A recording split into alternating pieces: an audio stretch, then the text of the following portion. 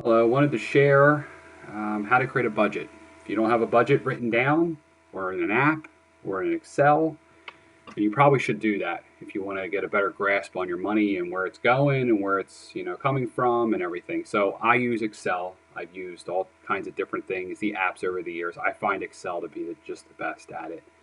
This is a living document. You create the budget, and then you change the budget, you update the budget, you use the budget to make decisions about where you're going to put money when you get it.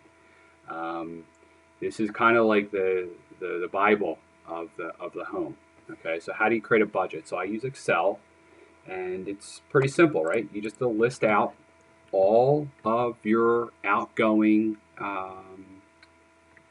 bills every month. So every month you have money going out. You can start from the first of the month and say, okay, life insurance, that bill is due on the first, mortgage is due on the first, cell phone is due on the 8th. You start listing these things out in Excel. Make a sheet. You can write it on a piece of paper, but eventually you want to get it into some kind of format, and I would recommend Excel that looks like this. Okay, you want to get everything listed out. This is very important because you can really make a lot of decisions based off of this. You can start saving yourself a lot of money based off of this document.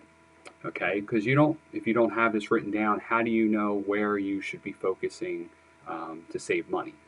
So column A is all of the line items or all the different charges that you have. You have your water bill, internet, Netflix. You're going to have different line items. You may have more, you may have less. You may, if you don't have a budget right now, I can probably almost guarantee you're going to have more, because when you actually write it down, you kind of surprise yourself about how much money is actually going out each month. So then you want to say how much you pay per month. So that's what this column is here. And then I list out how much. I have it listed out by per year, because I think that it's just more of a shocking factor for me to understand. My homeowners and car insurance, I pay $2,200 a year on that. A little different than looking at it monthly, right? Or your mortgage. And these are all made up numbers, but 1,500. If my mortgage was 1,500, that's actually $18,000 going out every year. So you should know that. Then you have your due date, and then I have the bank. So at least for myself, I have multiple banks. So I have bank one and bank two, and basically that tells me what bank account it's coming from. Okay, and then I have the method. So do I have it set up as automatic pay, which is I have everything as much as I can set up as automatic pay, or do I have to pay it manually?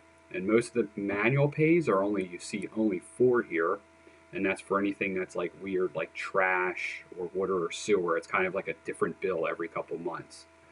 Okay, so I'd recommend, if you don't have a budget, put a budget together and do it in some kind of format like this. Okay. Then at the bottom, you can see your total bills per month. So if you're trying to work some kind of emergency fund up, now you need 6 months. You should at least have 6 months of this in the bank, right? You list your income, and then you have finally what is left over after you pay all your bills. Okay. Hopefully this isn't a positive. If this is in a negative, you have a bigger problem that you need to probably cut some of these things out. But you always want, obviously, a positive here in the leftover. Some of the real big financial gurus, they say you should have zero there. You should never have anything left over. Kind of impossible, but you want to know you have a positive leftover vice a negative leftover. Okay, so this would be a budget. This is what I would do. You need to start somewhere. Start here.